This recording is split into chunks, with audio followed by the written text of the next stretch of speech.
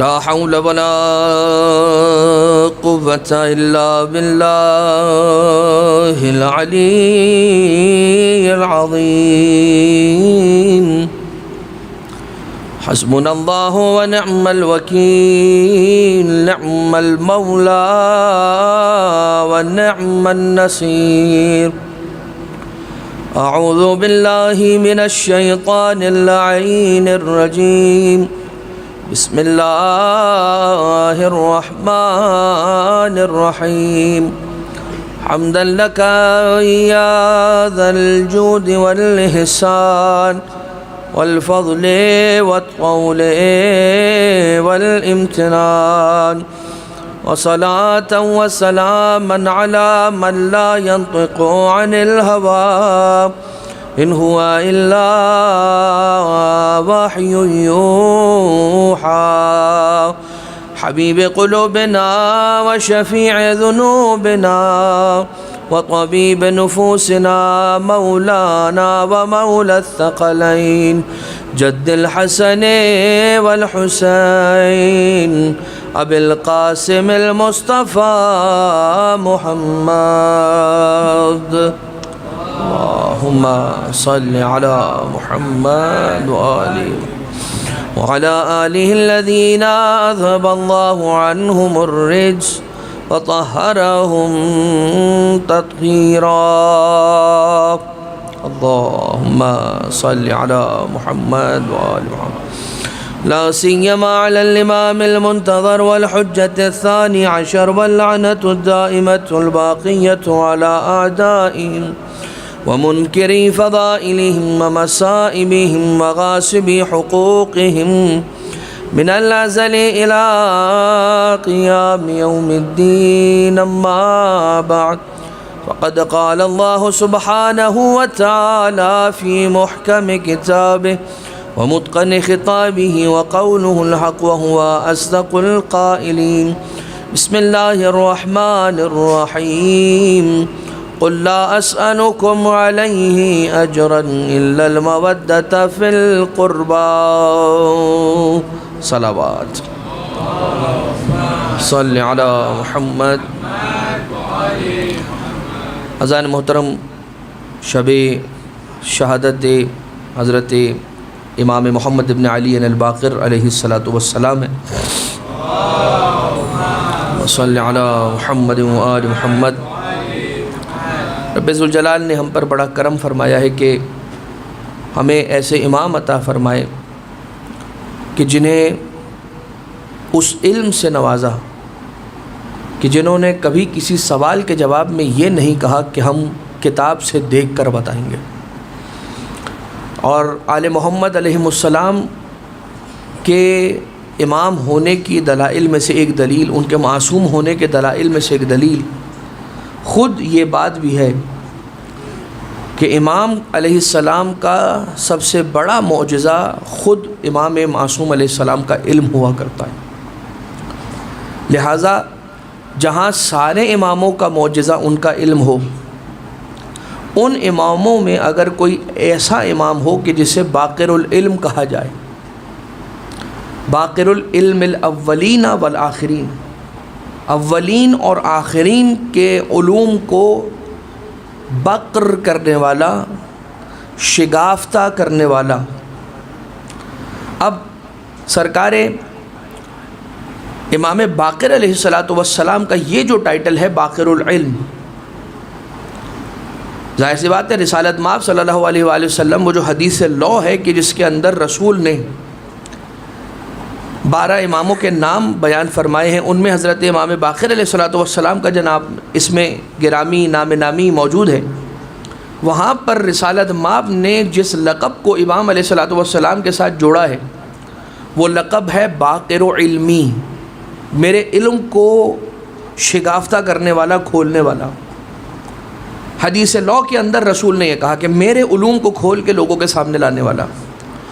اور دیگر ائمہ طاہرین علیہ السلام نے یوں بھی امام علیہ السلام کے لیے یہ ٹائٹل یوز کیا کہ باقر العلم الاولین والآخرین، یعنی اولین میں جو بزرگان آئے، جو اللہ کے ریپریزنٹیٹیوز آئے، ان کے پاس جو علم تھا وہ بھی امام باقر علیہ السلام کے ذریعے سے لوگوں کے سامنے آئے، اور آخرین یعنی کہ امام باقر علیہ السلام اولین اور آخرین کے درمیان وہ مائل سٹون ہے کہ جسے پروردگار عالم نے علم کے عروج کے لیے چنا تھا۔ اور یہ بات آپ کو بہت سارے افراد اور بہت سارے علماء کرام کے بیانات میں، ائمہ طاہرین علیہ السلام کی روایات میں، احادیث ائمہ اہل بیت علیہ السلام میں یہ بات مل جائے گی آپ کو، کہ جہاں پر انہوں نے یہ بیان کیا کہ جتنا موقع اور جو سلسلہ سرکار امام باقر علیہ السلام کو نصیب ہوا، ویسا موقع کسی اور امام علیہ السلام کو میسر نہیں آیا۔ یہاں تک کہ جتنا امام جعفر صادق علیہ السلام کے مدرسے اور ان کے مکتب اور ان کے شاگردوں کے بارے میں جو احوال ہے، اس کی فاؤنڈیشن اور اس کی بیس میں بھی جو بات، جو محنت موجود ہے، وہ سرکار امام محمد باقر علیہ السلام کی محنت ہے۔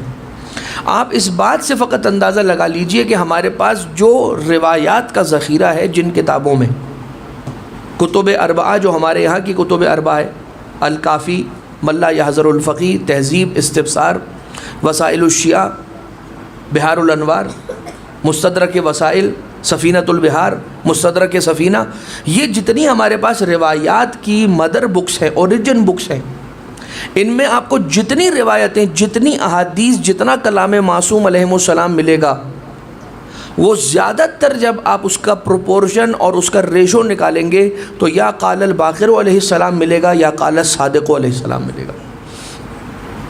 اور یہ بات یاد رکھیے گا کہ ہم جو تقلید کرتے ہیں اور جو مجتہد کرام کو فالو کرتے ہیں، تو اس کی بھی وجہ یہ ہوتی ہے، کیا جو کور وجہ ہے کسی مجتہد کو فالو کرنے کی، ان کی تقلید کرنے کی جو وجہ ہے وہ کیا ہے، کہ رسالت مآب جاتے جاتے ہمیں کن دو چیزوں کے سپرد کر کے گئے تھے؟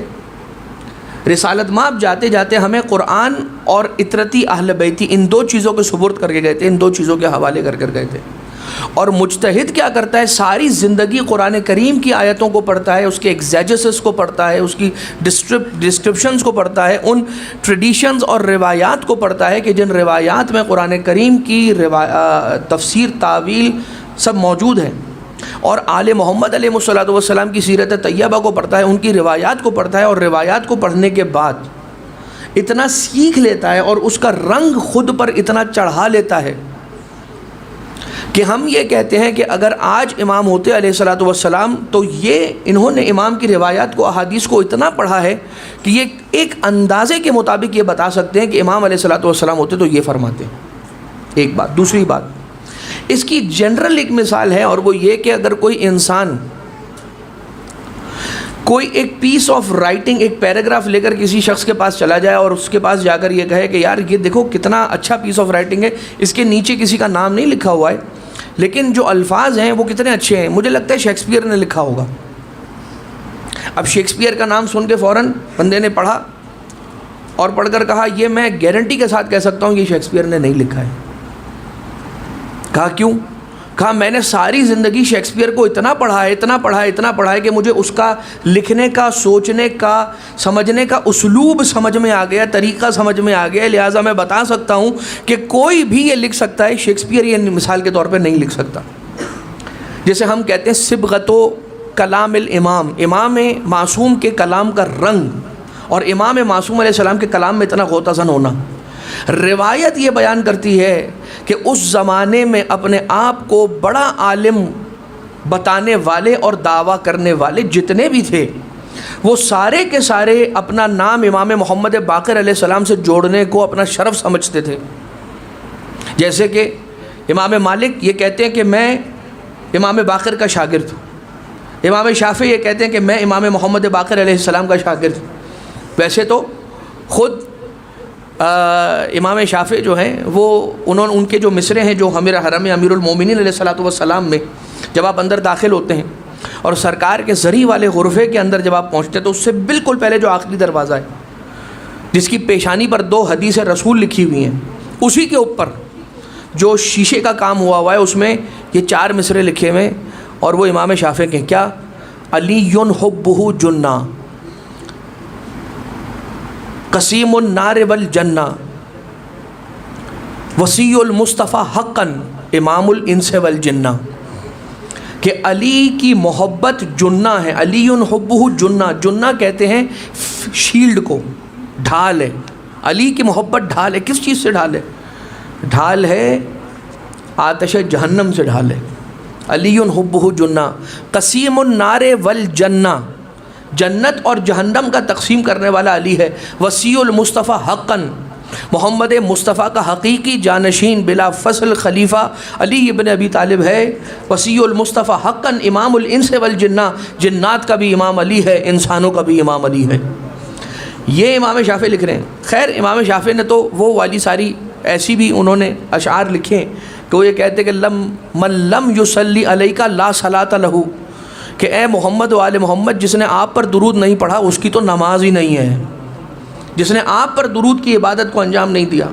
اور پھر ایسے اور ایسے اشعار ہیں کہ جو آج کے شیعہ کو بھی ہضم نہ ہو، وہ امام شافعی لکھ گئے۔ خیر بہرحال اب امام باقر علیہ الصلوۃ والسلام کے لیے علماء کرام نے اپنی کتابوں کے اندر، اہل سنت علماء نے لکھا کہ اس زمانے کے اندر بڑے بڑے علماء کو ہم نے محمد ابن علی الباقر علیہ السلام کے سامنے بالکل ویسے ہی زانو تلمس طے کر کے بیٹھے ہوئے دیکھا ہے کہ جیسے چھوٹے بچے اپنے استاد کے سامنے سر جھکا کے، کاندھوں کو جھکا کے، ڈھلکا کے بیٹھ کے سیکھا کرتے ہیں، ہم نے خود دیکھا ہے۔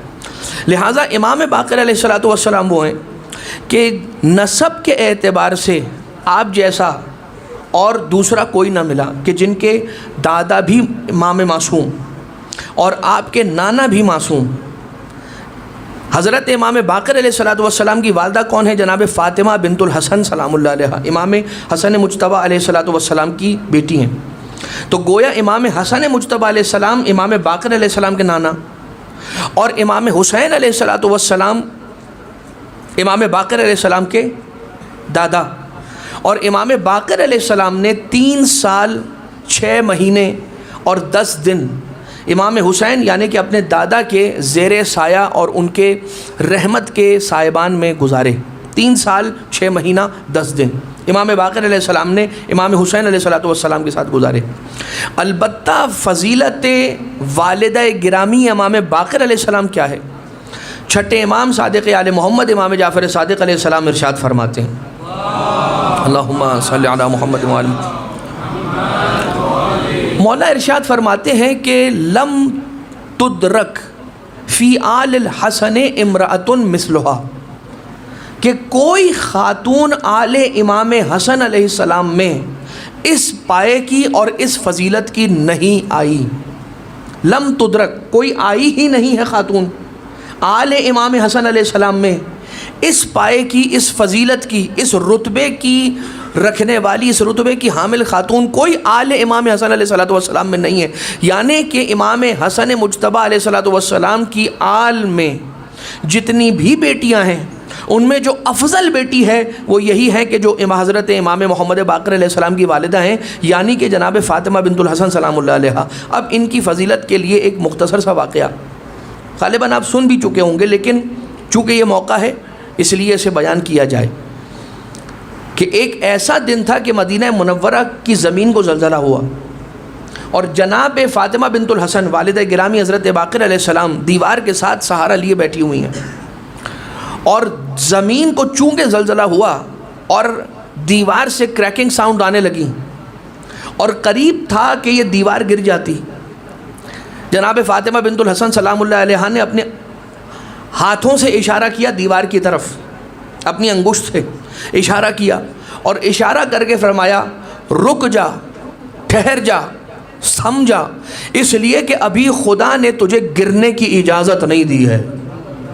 یعنی کہ یہ وہ ہے کہ جو ایک امام کی والدہ ہیں لیکن پروردگار عالم کی جانب سے اتنی فضیلت، اتنا اختیار رکھتی ہے کہ وہ دیوار کے دنیا کا نظام یہ ہے۔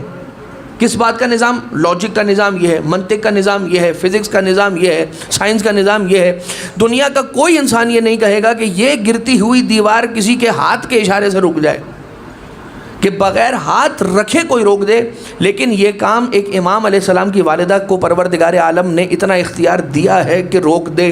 کبھی کوئی امام کی والدہ تاریخ میں ایسی دکھائی دیتی ہے کہ جو کڑکتی ہوئی اور کھڑکھڑاتی ہوئی دیوار گر رہی ہو اسے روک دے، اور کوئی ایسی ماں بھی نظر آتی ہے کہ دیوار ثابت ہے، جب علی کا واسطہ دے کر مدد مانگی ہے دیوار نے کھل کر استقبال کیا ہے، کھل کر استقبال کیا، اور پھر بنت اسد کعبے میں تشریف لے گئیں۔ لہٰذا یہ دیواریں آل محمد علیہ السلام کا رستہ نہیں روکا کرتی۔ امام موسیٰ کاظم علیہ السلام کے جب ذکر مبارک تھا سرکار کی سے منسوب مجلس میں ذکر میں آپ کی خدمت میں عرض کیا گیا تھا، لیکن آپ یہ دیکھیے کہ امام کی سیرت کیا ہے، ہم سرکار کی حیات طیبہ سے اپنے لیے کیا پیغام، کیا میسج، کیا سیکھ لے سکتے ہیں۔ سرکار امام باقر علیہ السلام جب فجر کے وقت بیدار ہوا کرتے تھے، اور ظاہر سی بات ہے فجر کے وقت بیدار ہونا یہ تو ہمارے یہاں ہے، امام علیہ السلام اور ائمہ طاہرین اور معصومین علیہ السلام کے یہاں پر فجر کے وقت کی بات نہیں ہوتی۔ ہم تو یہ کہتے ہیں کہ بھائی نماز قضا ہونے میں کتنی دیر، اس سے 10 منٹ پہلے کا الارم لگاؤ، اور اس کے بعد بھی 3 الارم بجیں گی، 4 الارمز بجیں گی 2-2 منٹ کے فاصلے کی، تو اس کے بعد جب 2 منٹ رہ جائیں گے تو ایک آنکھ بند کی ہوئی ہوگی، اور اسی کے ساتھ ایک بند آنکھ کے ساتھ وضو کریں گے، اور اسی کے ساتھ مصلی پہ 2 رکعت نماز پڑھیں گے، دوسری آنکھ کھولیں گے صرف کہ بھائی نظر آئے کہ سجدگاہ پہ پیشانی رکھی ہے، اور وہ آنکھ جو بند تھی اسے کھولیں گے نہیں تاکہ نیند نہ اڑ جائے، اور بالکل ویسے ہی واجب انجام دے کے سو جائیں گے۔ ایسے یہ بھی اگر ہو جائے تو بڑی غنیمت ہے الحمدللہ۔ اور ظاہر سی بات ہے اب سردی کی راتیں آ رہی ہیں تو شاید تھوڑا سا اور مشکل ہوگا، لیکن امام اور ائمہ طاہرین علیہ السلام رات جاگ کے مناجات الہی میں گزارنا، سحر تہجد کے لیے، نماز شب کے لیے بیدار ہو کر مصلی عبادت پر، بلکہ ہم یہ کہیں کہ امام نہیں، نماز انتظار کرتی ہے کہ محمد باقر مجھے پڑھے۔ امام باقر علیہ السلام کی کیا بات ہے کہ جن کا عمل، جن کا اٹھنا بیٹھنا نماز بنا دے، اور یہ وہ آل محمد علیہ السلام ہیں کہ جن کی نماز اور جن کی عبادتوں کا کیا ذکر کیا جائے کہ جن کی جنگوں میں چلائی جانے والی تلوار کی ضربتوں کے لیے رسول نے یہ فرمایا ضربت علی یوم الخندق افضل من عبادت الثقلین، علی کی ساری عبادتوں کی بات کرنے کی سوچنا بھی نہیں، اور علی کی ایک عبادت کی بات کرنے کا بھی سوچنا نہیں، علی کی ایک عبادت کی تکبیر کی بات نہیں کرنا، علی کی ایک عبادت کی سورہ فاتحہ کی بات نہیں کرنا، بلکہ علی کی عبادتوں کی بات بھی نہیں کرنا، آؤ علی کی جنگوں کی ضربتوں کی بات یہ بھی نہیں کرنا، علی کی ساری جنگوں کی ضربتیں نہیں، علی کی ایک جنگ کی ساری ضربتیں نہیں، علی کی ایک جنگ کی صرف ایک ضربت کا یہ عالم ہے کہ جس کا مقابلہ ثقلین کی عبادتیں مل کر نہ کر سکیں۔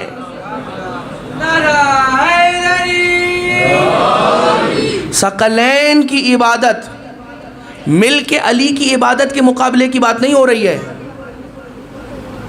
جو ہے وہ ہے کہ علی کی عبادتوں کی بات ابھی تو ہوئی نہیں ہے، ابھی تو سجدہ علی کا ابھی تو لا ہی نہیں۔ وہ کیا زبردست اشعار ہیں، وہ کیا زبردست مصرے ہیں کہ انسان اپنے آپ کو گمراہی کے وادیوں میں جب لے جاتا ہے تو پھر اس طرح کی باتیں آ جاتی ہیں، کیا بھائی سبحان اللہ اس بزرگ نے ایسی نماز پڑھی کہ ان کی نماز کو دیکھ کر، ٹی وی پہ ان کی نماز دیکھی تو ان کی نماز کو دیکھ کر ہمیں امام علی کی نئی نماز یاد آ گئی۔ بھائی آپ کیسی بات کر رہے ہیں؟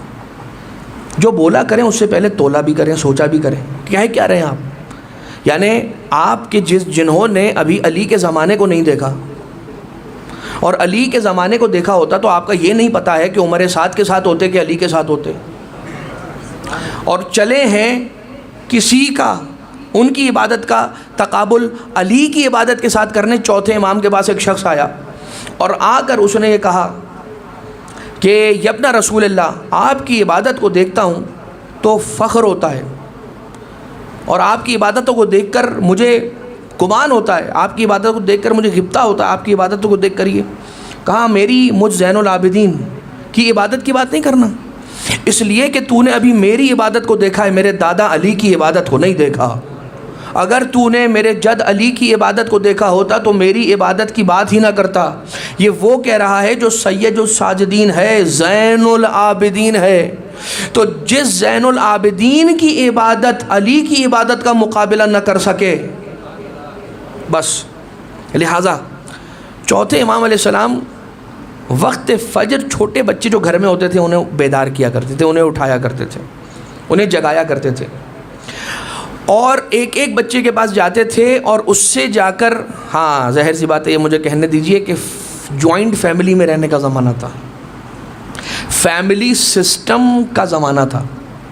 آج آہستہ آہستہ ہم اس فیملی سسٹم سے دور ہوتے جا رہے ہیں، دور ہوتے جا رہے ہیں۔ یہ اور بات ہے کہ یہ کہاں سے آ رہا ہے یہ، اور اس کا کیا نتیجہ نکل رہا ہے اور نکلے گا آگے، وہ آپ دیکھ لیجئے گا۔ کتنی ایسی باتیں کہ کتنی ایسی بری عادتیں کہ جن سے ہم بچے اپنے بڑوں کے ساتھ ایک گھر میں رہنے کی وجہ سے، اپنے بزرگوں کے ساتھ رہنے کی وجہ سے، ایک گھر میں ان کی روک ٹوک کی وجہ سے بچے۔ تو پانچویں امام علیہ السلام کیا فرماتے ہیں؟ چھوٹے بچے جو گھر کے ان کو فجر کے وقت بیدار کرتے ہیں نماز کے لیے۔ کسی نے یہ پوچھا کہ مولا یہ تو 2 سال کا بچہ ہے، آپ اسے بیدار کریں، اس کو تو نماز بھی پڑھنا نہیں آتی۔ امام علیہ السلام نے یہ فرمایا کہ اسے نماز پڑھنا نہیں آتی، اوکے، یہ سبحان اللہ کہہ سکتا ہے، میں اس سے اٹھاؤں گا اور کہوں گا پڑھو سبحان اللہ، اور یہی ہے کافی۔ یہ لا الہ الا اللہ پڑھ سکتا ہے 4 سال کا بچہ، 5 سال کا بچہ، اللہ اکبر کہہ سکتا ہے، بس میں اس سے یہ کرواؤں گا فجر کے وقت، لیکن اسے بیدار کر۔ تو یہ کیا کر رہے تھے امام؟ یہ امام اس کی جو کچی عمر ہے، ابھی پختہ ایج میں نہیں آیا ہے، تب سے اس کی پریکٹس کروا رہے ہیں امام، تاکہ جب وہ بلوغت کی عمر کے قریب پہنچے، جب یہ نماز اس پر واجب ہو جانے والی ہو، تب اس بچے کو اس واجب کی انجام دہی میں تکلیف اور اذیت کا سامنا نہ کرنا پڑے۔ اب ہوتا کیا ہے، ہم یہ سوچتے ہیں اب ہمڑا تو بہت ٹائم چھے، ہمڑا آنی ایج کٹلی چھے، ابھی ہے ہی کتنے سال کا، تو یہ اس میں وقت گزرتا ہے، اور جب واجب کا وقت آتا ہے تو پھر وہ ایک طرح کی زبردستی ہونا شروع ہو جاتی ہے۔ جبکہ یہ کہا جاتا ہے کہ ان ایام میں، کہ جن ایام میں خدا نے بچے پر ذمہ داری نہیں ڈالی ہے، اسے مکلف نہیں بنایا، اس پر تکلیف نہیں رکھی ہے، اس ایج میں بیجا کی ضد عبادت کو لے کر بچے کو اس راستے سے ہٹا سکتی ہے، کہ جس میں اگر اسے زیادہ زور زبردستی کر کے لائے تو پھر کیا کیا جائے مولانا صاحب؟ یہ کیا جائے، جب اپنا مصلی بچھا رہے ہیں تو بچے کا مصلی اپنے ساتھ بچھائیں، اسے اس کے نوٹس میں لے کر آئیں، بیٹا میں نماز پڑھنے والا ہوں، آپ کا مصلی بچھا دوں؟ جی بچھا دیجیے۔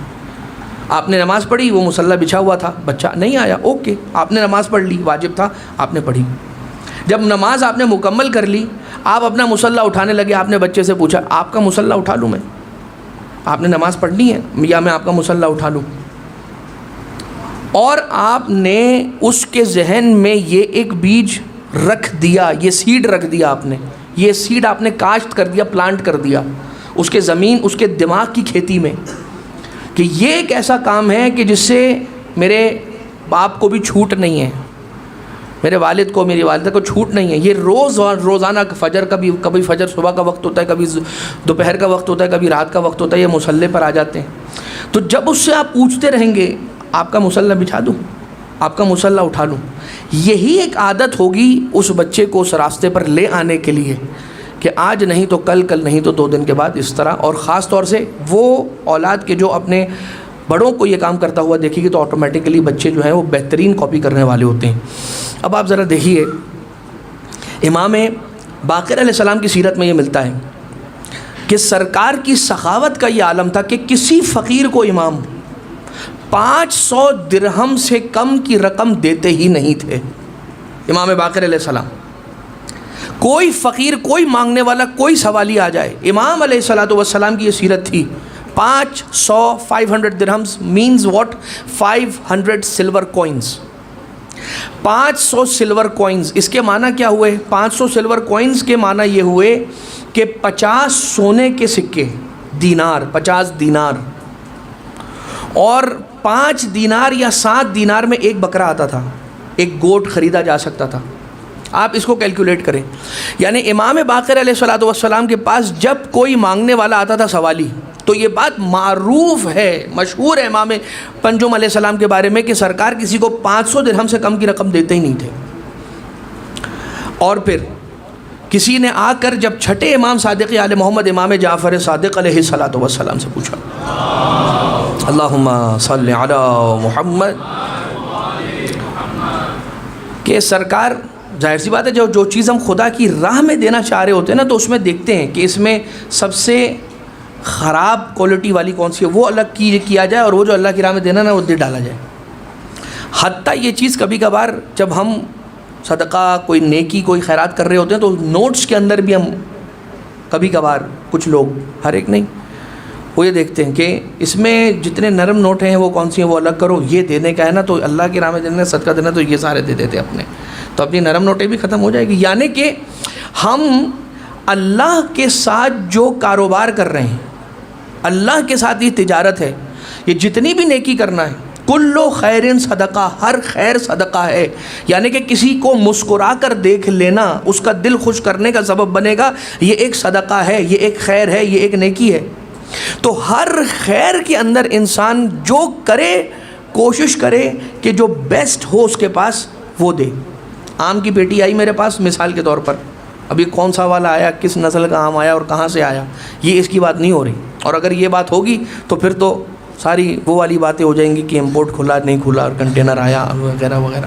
تو جو بھی آم تھا آم کی پیٹی میرے پاس آئی اس میں سے میں نے دیکھا کہ جو بھی دبے ہوئے تھے خراب تھے پچکے ہوئے تھے وہ میں نے نکال کے الگ کیے اور میں نے کہا یار یہ بیٹا جاؤ سب سے پہلے پڑوسیوں کو دینا چاہیے نا بیٹا جاؤ پڑوسیوں کو دے کر آؤ. ہے کون سے آم وہ جو پڑوسیوں کو بھجوائیں سارے بالکل ایسے کہ جنہیں دیکھ کر وہ کہیں گے کہ بھائی سبحان اللہ اس کا جوس ہی بنا لیتے ہوں اور پوریاں بنا لیتے ہیں اور اس کے ساتھ ہم پی. تو کسی نے آ کر جب چھٹے سرکار سے یہ پوچھا کہ مولا جب قربانی کی جاتی ہے تو اس کا گوشت کس طرح سے تقسیم کرنا اس کے آداب کیا ہیں. چھٹے امام علیہ السلام ارشاد فرماتے ہیں کہ یہ میرے بابا کی سیرت تھی کہ جو اپنے جد رسول اللہ اور امیر المومنین علیہ الصلوۃ والسلام سے منسوب کر کے یہ فرماتے تھے کہ جب بھی قربانی کیا کرو پورے سال میں جب بھی قربانی کیا کرو مستحب قربانی اس کے 3 حصے بنایا کرو. ایک حصہ پڑوسیوں کو بھجواؤ ایک حصہ ضرورت مندوں فقیروں کو بھجواؤ اور ایک حصہ اپنے گھر کے لیے رکھو. ظاہر سی بات ہے آپ بھی اپنے گھر میں تو بنائیں گے کوئی بٹر چکن بنائے گا کوئی بیف چلی بنائے گا کوئی کیا چائنیز بنائے گا کوئی کباب کیا جو بھی ہے سلسلہ اپنے گھر کے لیے ایک رکھو ایک پڑوسیوں کو بھجواؤ اور ایک فقراء کا حصہ رکھو الگ. امام علیہ الصلوۃ والسلام یہ بتانا چاہ رہے ہیں ایک تو یہ دوسرا یہ کہ جو تمہارے پاس بہترین ہے وہ دو. اپنے پاس سے جو سامان اللہ کی راہ میں جو دے رہے ہو بہترین دو. رسول اللہ کی ازواج میں سے ایک زوجہ گوسفند ذبح کیا انہوں نے اور گوسفند ذبح کرنے کو یعنی کہ گوٹ کو ذبح کیا. ذبح کرنے کے بعد جتنا گوشت تھا سارا کا سارا تقسیم کر دیا. ایک ران تھی ایک تھائی کا پیس تھا وہ انہوں نے بچایا اور وہ گھر لے آئیں اپنے لیے گھر کے استعمال کے لیے. رسالت ماں کے پاس آئیں اور آ کر کہا یا رسول اللہ سارا بانٹ دیا یہ بچ گیا ہے. رسول نے فرمایا جو یہ بچ گیا ہے یہ جو تو لے آئی ہے یہ نہیں بچا جو بانٹ دیا ہے وہ خدا کی بارگاہ میں پہنچ گیا ہے وہ محفوظ رہ گیا ہے. جو لے آئی ہے وہ ختم ہو جائے گا جو دے دیا ہے وہ قیامت تک کے لیے محفوظ ہو گیا ہے. لہٰذا امام علیہ الصلوۃ والسلام اور سرکار کون ہیں کہ کوئی ایسا ملے آپ کو کہ جس کے لیے رسول اللہ نے جن کا نام لیا 12 کے 12 اماموں کا نام لیا رسول نے اپنے احادیث کے اندر اپنے خطبوں کے اندر مگر ایک ایسی ہستی ہے اماموں میں کہ جنہیں خود رسالت مآب نے سلام بھجوایا وہ کوئی اور نہیں آج کی رات سے منسوب وہ ہستی ہیں کہ جنہیں آپ اور ہم حضرت امام محمد ابن علی الباقر علیہ الصلوۃ والسلام کہا کرتے ہیں. اللہم صلی علی محمد و آل محمد. سرکار رسول کا سلام جابر کے ذریعے آیا اور رسول نے یہ فرمایا کہ اے جابر تم زندہ رہو گے تمہاری عمر لمبی ہے. کب تک؟ جب تک کہ تم میری آل سے آنے والے میرے اس بیٹے سے نہ ملو کہ جس کا نام میرے نام پر ہوگا جس کے شمائل میرے شمائل پر ہوں گے اور تم ان سے ملو گے اور مجھ محمد مصطفیٰ کا سلام دو گے اور اس کے بعد تمہاری زندگی تمام ہو جائے گی. اس کے بعد تمہاری زندگی تمام ہو جائے گی. 90 سال کی عمر رکھتے ہیں جناب جابر اور جناب جابر کو رسول نے ایک امانت دی اور اس امانت کا نام ہے سلام اور یہ سلام ہے محمد مصطفیٰ کا محمد باقر کے لیے. اور رسالت مآب نے یہ بشارت بھی دی کہ تم سلام پہنچانے تک زندہ رہو گے، اس کے بعد تم اس دنیا سے رخصت ہو جاؤ گے۔ رسول کے اس سلام کو امام باقر علیہ السلام تک پہنچانے کے تقریباً 1 ہفتے کے اندر اندر، یہ میں احتیاط کے ساتھ عرض کر رہا ہوں، 3-4 دن کے اندر اندر حضرت جابر اس دنیا سے رخصت ہو گئے۔ لیکن جناب جابر کا عالم کیا تھا؟ رسول نے جابر کو ایک ایسی چیز، میں کوئی نتیجہ آپ کی خدمت میں پیش کرنا ہوں، یہ بات کرنا چاہ رہا ہوں، یہ بات عرض کر کے، جناب رسالت مآب نے جناب جابر کو ایک امانت دی تھی جو کسی اور کو نہیں دی تھی۔ کیا تھا؟ ایک علم ایسا دیا تھا کہ میرا بیٹا باقر آئے گا، ان سے تم ملو گے، ان کو میرا یہ سلام دے دینا، خود مل کر انہیں میرا یہ سلام دے دینا۔ جناب جابر کے پاس کچھ ایک ایسی شے تھی کہ جو دوسروں کے پاس نہیں تھی۔ جناب جابر مسجد نبوی کے اندر بیٹھ کر سر جھکا کر، بوڑھے ہو چکے، 90 سال کی عمر ہے، اکیلے بیٹھ کر بس یہ کہتے رہتے تھے، این الباقر این الباقر، کہاں ہے باقر، کہاں ہو باقر؟ یا دوسری طرح سے روایت ملتی ہے کہ یا باقر ہو یا باقر ہو یا باقر ہو یا باقر ہو کی تسبیح نکالا کرتے تھے جناب جابر۔ لوگ جب جناب جابر کو اس حال میں دیکھا کرتے تھے، کہتے تھے کہ کیا کریں جناب جابر، یہ جابر اب بوڑھے ہو گئے ہیں، اللہ کے رسول کے صحابی ہیں، اللہ کے رسول کا زمانہ دیکھا ہوا ہے، یہ بہت بزرگ ہستی ہیں اور شخصیت ہیں، لیکن اب 90 سال کے ہو گئے ہیں اور بڑھاپے نے دماغ پر اثر کرنا شروع کر دیا ہے جابر کے، اور نہیں معلوم کیا کچھ کہتے رہتے ہیں، بس بیٹھے رہتے ہیں اور کہتے رہتے ہیں یا باقر ہو یا باقر ہو یا باقر ہو یا باقر ہو۔ اور کچھ لوگوں نے یہ کہا کہ ان کا ذہن خراب ہو چکا ہے اور یہ دیوانے ہو چکے ہیں، نعوذ باللہ۔ کسے کہا؟ جابر کو، جو امام باقر علیہ السلام کو یاد کر رہے ہیں، رسول کی بات کو لیے بیٹھے ہیں اپنی عمر کے اس حصے تک کہ جب موت سے ملاقات کی تیاری ہے جابر کی، لیکن مسئلہ یہ تھا کہ لوگوں نے دیوانہ کہہ دیا جناب جابر کو۔ جابر کا کوئی قصور نہیں تھا سوائے اس کے کہ جابر کا پاس ایک ایسا علم تھا جو کسی اور کے پاس نہیں تھا۔ سمجھ میں آیا کبھی ایسا ہوتا ہے کہ کسی معصوم کی بارگاہ سے کسی عام فرد کو کوئی ایسا علم مل جاتا ہے کہ جب دوسرے سارے کے سارے اس معاشرے میں رہنے والے اس علم کو نہیں جانتے تو وہ علم جو جابر کے پاس تھا دوسرے برداشت نہیں کر سکے، جابر ہی کو دیوانہ کہہ دیا، جابر کو دیوانہ۔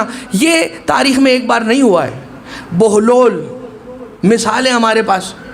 کیا علم تھا؟ 7ویں امام علیہ السلام کے شاگرد رہے، کیا علم تھا؟ بڑے بڑے سوال لے کر آنے والے جن کے جواب نہیں ہوتے تھے، ان آنسرڈ اور ان آنسریبل کویسچنز۔ امام موسیٰ کاظم علیہ السلام اگر زندان میں ہوتے تھے تو امام کا یہ نعوذ باللہ بظاہر دیوانہ شاگرد کہ جس سے بڑا دانا کوئی امام معصوم کے علاوہ عام لوگوں میں کوئی نہیں پایا گیا اس زمانے میں، وہ جواب دیا کرتا تھا ان سوالوں کے، تو انہیں بھی دیوانہ کہا گیا جن کے پاس 7ویں امام علیہ السلام سے ملا ہوا ایک خاص علم تھا۔ ایک اور ہمیں تاریخ میں ایسا نام ملا کہ جسے دیوانہ کہا گیا اس بنا پہ کہ جو علم انہیں امام معصوم سے ملا تھا، اور کسی اس دیوانے کا نام کچھ اور نہیں بلکہ میثم تمار ہے۔ اور کم و بیش یہی وہ ایام ہیں کہ جو ایام حضرت میثم تمار کی بھی شہادت کے ایام ہیں، اسی لیے ان کا ذکر چونکہ ریلیٹڈ تھا اس لیے میں لے آیا کہ جناب میثم تمار کو بھی لوگوں نے دیوانہ کہا۔ کیوں؟ آپ جانتے ہیں نا کہ انہیں ایک ایسا علم ملا تھا، کس وجہ سے؟ امانت داری، امام سے وفا۔ امیر المومنین کھجوروں کی دکان تھی، بہت ساری دکانیں تھیں کوفہ میں کھجور کی، جس دکان پہ آ کر علی بیٹھنا پسند کرتے تھے وہ میثم تمار کی دکان، تمار تمر بیچنے والے کو کہتے ہیں، ٹھیک ہے، ڈیٹ سیلر، کھجوریں بیچنے والا۔ تو بہت سی دکانوں کو چھوڑ کر، ساری دکانوں کو چھوڑ کر علی جس کھجور کی دکان پہ آ کے بیٹھنا پسند کرتے تو میثم کی دکان۔ میثم سے کہا میثم جاؤ دوپہر کا وقت ہے، کھانا وغیرہ کھا کر آ جاؤ۔ میثم گئے کھانا کھانے، آرام کرنے، دوپہر کا وقت اپنے گھر پر بسر کرنے کے لیے علی دکان پر میثم تمار کی کھجوروں کی دیکھ بھال کرنے بیٹھ گئے۔ اور جب علی بیٹھے ہوئے ایک سائل آیا، سائل نے آ کر کہا اللہ کے نام پر کچھ دے دے بابا۔ اور نہیں معلوم اس زمانے میں چونکہ مواصلاتی نظام اتنا واسٹ نہیں تھا، لہٰذا یہ کہا جا سکتا ہے عین ممکن ہے کہ آ کے دیکھنے والے نے نہ پہچانا ہو کہ جس سے میری بات ہو رہی ہے وہ اس زمانے کا بظاہر، ویسے تو خلیفہ بلا فضل ہیں، علی کو کسی خلیفے کے تخت کی ضرورت نہیں ہے، علی ابن ابی طالب رسول اکرم کے بلا فصل خلیفہ ہیں، لہٰذا مولا کائنات علیہ السلام نے وہ جو بوری تھی کھجوروں سے بھری وہ دے دی۔ میثم آئے، کھجور کی ایک بوری نہیں ہے، نہیں پوچھا علی سے، نہیں پوچھا. کیوں؟ اس لیے کہ میسم جانتے ہیں. ہم کیا کہیں گے؟ میسم نے بہت توضیح پڑھی ہوئی ہے. توضیح پڑھے ہوئے آپ کو ایسے بھی لوگ ملیں گے جو یہ کہیں گے کہ مولانا صاحب آپ کو پتہ ہے بغیر اجازت کے موبائل استعمال کرنا جائز نہیں ہے. تو پھر یہ مولا کائنات نے میرا موبائل بغیر میری اجازت کے دیکھ لیا ہوگا, کبھی میں پاسورڈ لگا رہا ہوں گا اور یوں ٹیڑھی نگاہوں سے دیکھ لیا ہوگا میرا پاسورڈ امام علی نے اور کھول لیا میرا فون. تو مولا کو تو یہ بیسک مسئلہ پتہ ہونا چاہیے نا توضیح المسائل کا, کہ کسی کا فون کسی کی پراپرٹی بغیر اجازت کے نہیں اٹھا سکتے. وہ اور ہوتے ہیں جن پر توضیح المسائل کے احکام فقہ لاگو ہوتے ہیں. جو خود دین ہو اسے علی کہتے ہیں, جو خود دین ہو. ہم توضیح پر عمل کر کے دیندار بنتے ہیں, ہم علی کا بتایا ہوا کر کے دیندار بنتے ہیں. جو علی نے بتایا وہ کرتے ہیں تو ہم مومن بنتے ہیں. علی مومن نہیں, امیر المومنین ہے. لہٰذا علی اولا بانفسہم, یعنی کہ لوگوں کے نفسوں پر سب سے زیادہ اختیار رکھنے والا. باپ اختیار رکھتا ہے اپنی اولاد پر, سب سے زیادہ اختیار جس کا ہوتا ہے وہ امام معصوم ہے, نبی مقرب ہے. تو جناب میثم نے کہا دے دیا تو علی نے دے دیا. علی نے دیا نا, دے دیا. علی نے مجھے کسی کی غلامی میں دے دیا ہوتا, مجھ سے بغیر پوچھے تو دے دیا ہوتا. تو یہ دیکھ کر کچھ دیر گزری, جب مولا کائنات نے خود یہ بات نکالی تو جناب میثم نے کہا, کیا کہا میثم نے؟ میثم نے بتا دیا کہ کس دروازے کا تربیت یافتہ ہے میثم. اور پھر جناب میثم نے کہا کہ یا امیر المومنین, اس سائل کو آپ نے دیا تھا اللہ کی خوشنودی کے لیے, یہ میں نے جھولی پھیلائی آپ کے سامنے, میں بھی کچھ مانگتا ہوں, مجھے بھی اللہ کی خوشنودی کے لیے عطا کریں. ایک فقیر وہ آیا تھا جسے آپ نے کھجور دیے, اور ایک سائل میثم بن کے آپ کے دروازے پہ فقیر بن کر کھڑا ہے, اللہ کی خوشنودی کے لیے مجھے بھی کچھ عطا کریں. یہ ادا میثم کی علی کو اتنی پسند آئی, سینے سے لگا کر کہا جا تجھے علم المنایا والبلایا دیا. علم المنایا والبلایا یعنی کہ حالات آئندہ, زمانہ آئندہ کے اندر ہونے والے واقعات کا علم. لہٰذا یہ در وہ ہے کہ جس در پر جتنا جھکو گے آل محمد تمہیں اتنا اٹھا دیں گے. اور پھر جناب میثم تمار کا جو انجام اور ان کی جو عاقبت بخیر ہوئی وہ تو سب آپ جانتے ہیں. یہاں پر 4 مصرے ہیں جو ایک شاعر نے کہے.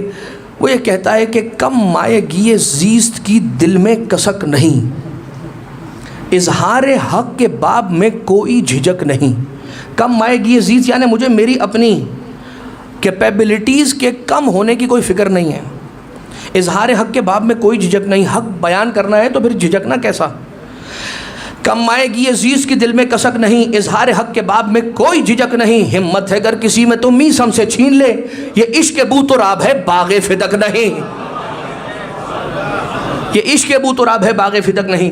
لہٰذا سرکار امام باقر علیہ السلام جناب جابر بیٹھے ہوئے ہیں اسی انداز میں جیسے ان کا پیٹنٹ سٹائل تھا, سر جھکا کے.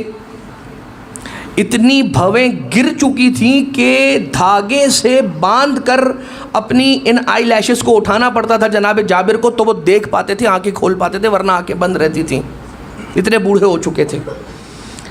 جیسے کسی کی آہٹ کو محسوس کیا, جابر نے پوچھا من انتا, کون آیا ہے مسجد نبوی میں؟ فرمایا انا محمد بن علی بن الحسین بن علی بن ابی طالب, میں وہی ہوں جس کا آپ کو انتظار ہے. میں ہوں محمد, علی زین العابدین کا بیٹا, علی زین العابدین حسین کا بیٹا, حسین علی کا بیٹا, علی ابو طالب کا بیٹا. صرف نہیں کہا محمد باقر ہوں, اپنا پورا شجرہ بتایا اور پہنچایا تو ابو طالب تک پہنچایا, تو ابو طالب علیہ السلام تک پہنچایا اور اپنا تعارف ایسے کروایا. اور جیسے جناب جابر نے یہ سنا فرمایا ادنو منی یا ولدی, یا بنیا ادنو منی, میرے قریب آئیے. اور جیسے سرکار امام باقر علیہ السلام قریب تشریف لے گئے, پیشانی کا بوسہ دیا, دونوں ہاتھوں کا مصافحہ کیا اور قریب تھا. روایت یہ کہہ رہی ہے قریب تھا. امام باقر علیہ السلام خود فرما رہے ہیں, امام فرماتے ہیں کہ قریب تھا کہ جابر میرے قدموں کی طرف بڑھ کر میرے قدموں پر سر رکھ دیتا, میں نے خود کو پیچھے ہٹا لیا. یہ امام باقر علیہ السلام ارشاد فرما رہے ہیں. لہٰذا جناب جابر وہ کہ جنہوں نے اپنے سینے میں ایک امانت کو رکھا جو رسول کا پیغام تھا سلام, تو اتنے برس جی گئے. تو وہ کہ جو دنیا کو عدل و انصاف سے بھر دینے والا مہدی ہے, اگر اسے اپنے حجابوں کے پردے میں خدا محفوظ رکھ کر کئی ہزار سال زندہ رکھے تو اس میں تعجب کرنے کی کیا بات ہے. صلوات پڑھیے سارے مل کر محمد و آل محمد, اللہم صلی علی محمد و آل محمد. بس آزار محترم,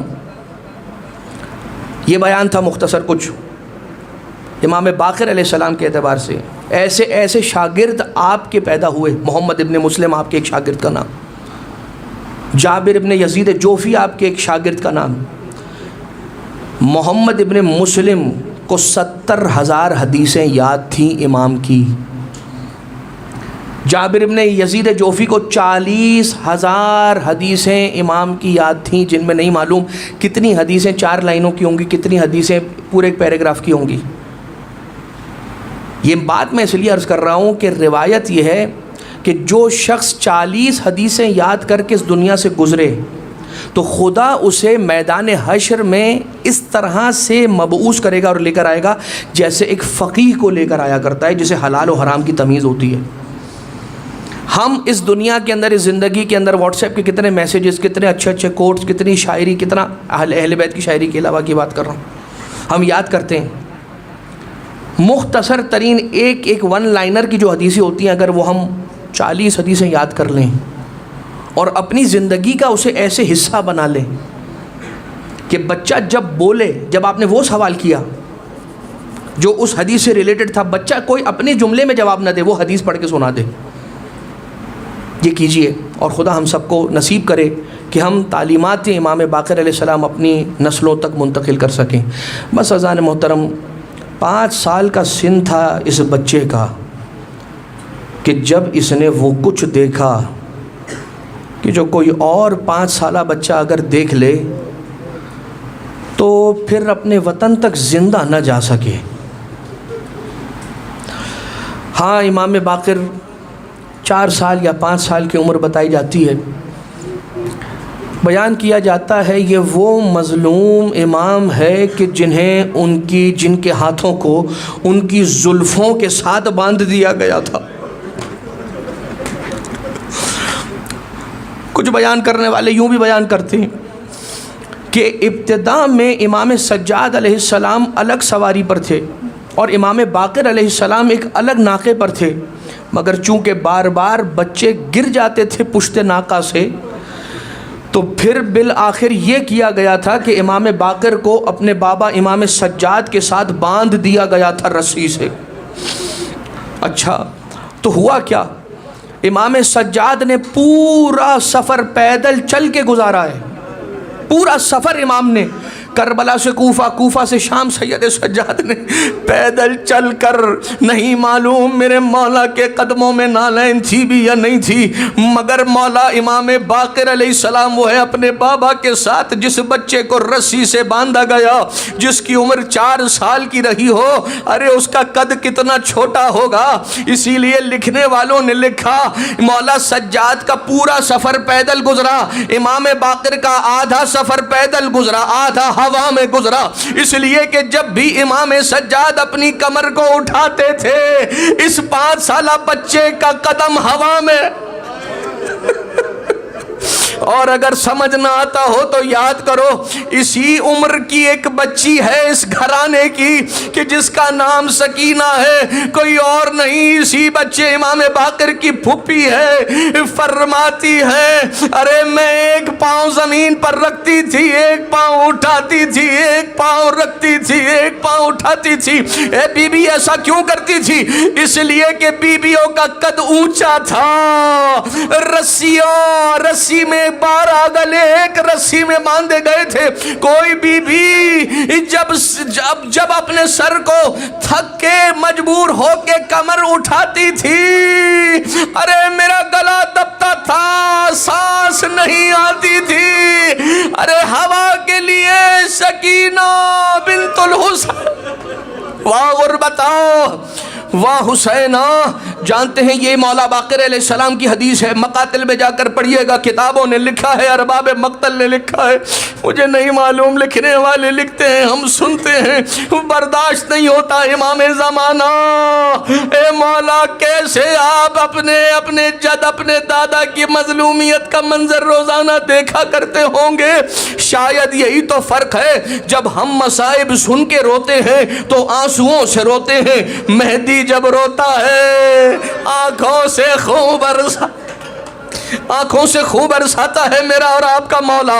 ہاں عزیزو، امام باقر فرماتے ہیں کہ بہت سارے بچے تھے کہ جن کو شام غریبہ پانی ملا، مگر دو ایسے تھے، ایک میں اور ایک میری 4 سالہ پھوپھی، کہ جنہیں پانی نہ ملا یہاں تک کہ ہم شام میں داخل ہو گئے۔ یعنی کہ امام باقر اور جناب سکینہ یہ دو وہ ہستیاں ہیں کہ جو پیاسے رہے یہاں تک کہ شام شہر میں داخل ہو گئے۔ ایک مرتبہ کسی نے پوچھا کیا وجہ تھی؟ مولا باقر نے فرمایا وجہ یہ تھی کہ شمر جب پانی کا مشکیزہ لاتا تھا سامنے ہمیں دکھا دکھا کر پہلے اپنے حیوانوں کو پانی پلاتا تھا، ارے جب سارے حیوانوں کو سیراب کر لیا کرتا تھا اس کے بعد دکھا دکھا کر پانی کے کوزے ریت کے حوالے کر دیتا تھا۔ اللہ تشکی زدہ بچے کس کے آسرے پر لگاتے کہ ان کا سقہ بھی موجود نہیں تھا۔ المختصر عزیزو، آقا باقر علیہ السلام کو اپنی ساری زندگی مولا نے وصیت فرمائی تھی نا کہ میرے مال کا ایک حصہ مختص کر دینا، جب سال میں ایک دن آئے نا کہ جس میں وقوف منی کا دن ہو، اس دن منی کی سرزمین پر میرے جد غریب حسین کی مجلس عزا کو برپا کرنا۔ یہی وہ وصیت تھی کہ جسے مولا سید سجاد علیہ السلام نے بھی لکھا اور یہی وصیت امام باقر علیہ السلام نے بھی لکھی۔ مگر ہاں عزیزو، وہ موقع کہ جب امام جعفر صادق علیہ السلام غسل دینے کے لیے اپنے بابا کو آئے، ایسا زہر دیا گیا تھا، روایت یہ کہتی ہے کہ جس زہر کے نتیجے میں امام باقر علیہ السلام کا جسم اقدس زرد ہو گیا تھا، پیلا پڑ گیا تھا، مگر جب غسل دینے کے لیے امام جعفر صادق آئے ہیں اپنے بابا کو، روتے جاتے ہیں غسل دیتے جاتے ہیں۔ کسی نے پوچھا مولا بہت گریہ فرما رہے تھے غسل دیتے ہوئے اپنے بابا کو، آقا صادق نے فرمایا میں کیا بتاؤں، نہیں معلوم زہر کس طرح کا زہر تھا، میں ایک طرف سے غسل دیتا تھا جسم کا دوسرا حصہ الگ ہونے لگتا تھا، یعنی یہ زہر ایسا اثر رکھتا تھا کہ باقر علم آقا گوشت ہڈیوں کو چھوڑنے واہ غربتا واہ باقرہ، مگر مولا ہاتھوں کو جوڑ کر کہوں گا بقیہ میں آپ کو ایک قبر تو ملی، غسل دینے کے لیے بیٹا تو ملا، پہنانے کے لیے کفن تو ملا، اٹھانے والے جنازے کے کاندھے تو ملے۔ آئیے آپ کے دادا حسین غریب کی مظلومیت 3 دن تک لاشا بے گور و کفن کربلا ایک جملہ ملتا ہے۔ چھٹے امام فرماتے ہیں کاش جب غسل دے کر فارغ ہوئے نا اور کسی نے یہ کہا کہ کیا ہوا تھا، امام نے فرمایا کہ میرے بابا کے جسم کا گوشت ہڈیوں سے جدا ہونے لگا تھا، مولا فرماتے ہیں کاش علی کی بیٹی جیسی میری کوئی بہن ہوتی تو میں ویسے ہی اپنے بابا کے جسم کے ٹکڑے چن سکتا کہ جیسے حسن مجتبیٰ کے گلے جے پرساد و زمانے کے مولا، جس کی قبر پہ سایہ نہیں ہے اس کا تابوت آ رہا، گریہ کرو ماتم کرو